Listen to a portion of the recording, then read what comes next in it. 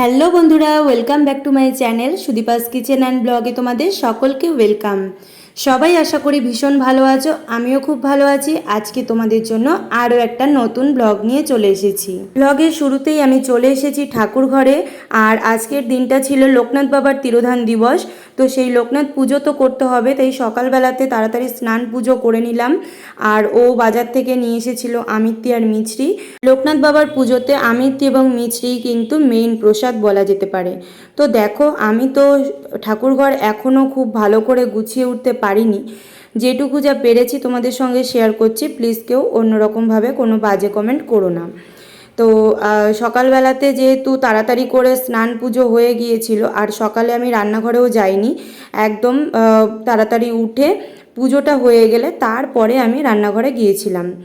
তো দেখো, আজকে তোমাদেরকে সিংহাসনটাও দেখিয়ে দিলাম। আর এই দেখো, পেতলের যে লোকনাথ বাবা রয়েছে, এটা কিন্তু আমার হাজব্যান্ডের একরকম ঠাকুমা আছে, ঠাকুমা আর কি দিয়েছিল আর কি বিয়ের সময়। আর এই যে সাজিটা তো আমার ভীষণই পছন্দের, এটা আমার ছোটো পিসি দিয়েছে। আর এই যে যে ঠাকুরের যে সিংহাসনটা দেখলে, ওটা কিন্তু মেজো পিসি দিয়েছিল বিয়ের সময়। তো এই দেখো, সকালবেলাতে আমি চলে এসেছি রান্নাঘরে। ও ম্যাগির প্যাকেট নিয়ে এসেছিলো, সকালে তো বললাম দেরি হয়ে গিয়েছিল, তো তখন আর তাড়াহুড়ো করে কি করব, তাই জন্য ভাবলাম ম্যাগিই করে খাইয়ে নিই দুজনে। আর এদিকে দেখো, পনির নিয়ে এসেছিলো, বিরিয়ানির মশলা, বিরিয়ানির চাল, দুধের প্যাকেট, এগুলো নিয়ে এসেছিলো। বুঝতেই পারছো কি হবে, পনির বিরিয়ানি করব আর কি দুপুরবেলাতে। আর এখানে দেখো, ম্যাগিটা সেদ্ধ হতে বসিয়ে দিয়েছি, আর ওখানে চা করে নিয়েছি, চা খাবো আর ম্যাগিটা দিয়ে সকালের ব্রেকফাস্টটা কমপ্লিট করব। আর দেখো, রবিবার দিন তো সারা সপ্তাহে নানান রকম কাজ থেকে যায়, তো সেই জন্য ও আমাদের যে গ্রিলগুলো রং করা ছিল না, তো ও অল্প অল্প করে টুকটুক করে রবিবার করে করে যে যেদিন যেদিন ছুটি পায় আর কি, সেই দিনগুলোতে একটু একটু করে রং করে নেয়। আর এখানে গান ছেড়ে নিয়ে কাজগুলো করছিলাম, ওইদিকে গ্রিলটা রং করছিল, আমি এদিকে বিরিয়ানিটা বানাতে চলে এসেছিলাম। গান শুনতে শুনতে কাজ করলে বেশ আর কি এনার্জি পাওয়া যায় কিন্তু। তো এবার দেখো, এখানে দুধ ফুটতে বসিয়ে দিয়েছি, এখানে পনিরগুলোকে টুকরো টুকরো কেটে নিয়েছি। আর এই দেখো, আলুটাকে সেদ্ধ হতে বসিয়েছি, এতটা পরিমাণে বেশি জল হয়ে গিয়েছিল যে বাইরে পড়ে গেল। আর এদিকে খালি কড়াইতে আমি আর কি শুকনো খোলায় বিরিয়ানির যে মশলাগুলো সেটাকে ফ্রাই করে নিচ্ছি। এটাকে আমি কিন্তু ড্রাই রোস্ট করে নেব। আর এখানে দেখো, দুধটা গরম হয়ে গিয়েছিল, তার মধ্যে আমি একটুখানি স্যাফরন কালার দিয়ে দিলাম, স্যাফরনও দিলাম, আর কালার ছিল আর কি ওই প্যাকেটের মধ্যে, তাই অল্প কিছুটা দিয়েছিলাম। আর কেওড়ার জল, গোলাপ জল এগুলো দিয়ে মিশিয়ে রেখেছিলাম। ওদিকে আমি ড্রাই উপকরণগুলোকে একটুখানি রোস্ট করে নেব। আর এখানে পেঁয়াজ, টমেটো, কাঁচা লঙ্কা এগুলো মিশিয়ে রেখেছি। আজকে ঘরে একেবারেই আদা ছিল না, আদা থাকলে কিন্তু আমি নিরামিষভাবেই করতাম। তো যেহেতু আদা ছিল না, তো সেই জন্য পেঁয়াজ আমি ব্যবহার করেছিলাম। তো তোমরা অনেকেই আমার কাছে বলেছিলে যে পনির বিরিয়ানির রেসিপিটা শেয়ার করতে, তো সেটা আমি এখনও অবধি শেয়ার করে উঠতে পারিনি। তো আজকের ভিডিওটাতেও যে খুব ভালোভাবে দিতে পেরেছি এমনটা নয়, যদি নিরামিষভাবে করতাম তাহলে অবশ্যই শেয়ার করতাম, কিন্তু আজকে যেহেতু পেঁয়াজটা দিয়ে ফেলেছি, তো সেই জন্য আজকে আর তেমনভাবে শেয়ার করলাম না। পরবর্তীতে অবশ্যই তোমাদের জন্য আমি পনির বিরিয়ানির রেসিপিটা শেয়ার করব। তো দেখো, নুন হলুদ দিয়ে আমি পনিরটাকে অল্প করে ফ্রাই করে নিয়েছি। পনির কিন্তু খুব বেশি ভাজার একদমই দরকার নেই, তাহলে কিন্তু খুব শক্ত হয়ে যাবে। আর এখানে আলুটা দেখো, এই যে যে ইয়েলো কালার হয়ে রয়েছে, এটা কিন্তু আমি কিভাবে সেদ্ধ করেছি বলো তো। প্রেশার কুকারে নুন, হলুদ আর লঙ্কার গুঁড়ো দিয়ে 4টে মতো সিটি দিয়ে নিয়েছিলাম, আর আলুগুলোকে গোটা গোটাই রেখেছিলাম। আর তারপরে এখন নুন আর হলুদের মধ্যে একটুখানি ফ্রাই করে নিলাম। এদিকে দেখো, ওই তেলের মধ্যে, তেলটা অনেকটাই ছিল, তো সেই জন্য ওই তেলের মধ্যেই আমি গোটা জিরে ফোড়ন দিয়ে দিলাম, আর দিয়ে দেবো হচ্ছে তেজপাতা। তো এইটাই ফোড়ন দেবো, এছাড়া আর কিছু ফোড়ন দেওয়ার দরকার নেই। আর ওখানে তোমাদের যে দেখালাম না, কাঁচা লঙ্কা, পেঁয়াজ আর টমেটো ছিল, তো সেটাকে না আমি একটুখানি পেস্ট করে রেখেছিলাম, মিক্সিতে পেস্ট করে নিয়েছিলাম। পেস্ট করা মশলাটাই কিন্তু দিলাম। বেশিরভাগ পেস্ট করে মশলাটা দিলে কি হবে, ঝোলের যে কনসিস্টেন্সিটা সেটা খুব ভালো হবে। আর এখানে তো বিরিয়ানির জন্য ঝোল রাখার কোনো দরকার নেই, একদম গাঢ় হবে, তো সেই জন্যই। তো এবার দেখো, মশলাগুলো যা যা আনুষঙ্গিক লাগে আর কি, নুন, হলুদ গুঁড়ো, লঙ্কা গুঁড়ো, জিরের গুঁড়ো, ধনে গুঁড়ো, এগুলো সব দিয়ে নিলাম।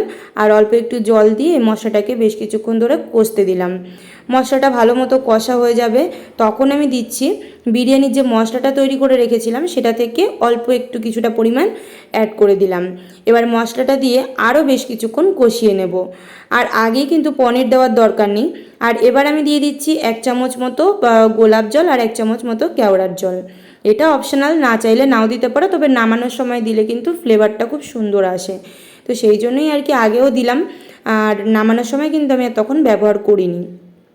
তো এবার আমি জল দিয়ে দিচ্ছি পরিমাণ অনুযায়ী। এবার ঝোলটা একটুখানি ফুটতে থাকবে, ঝোলটা যখন ফুটে যাবে তখন আমি পনিরগুলোকে অ্যাড করে দেবো।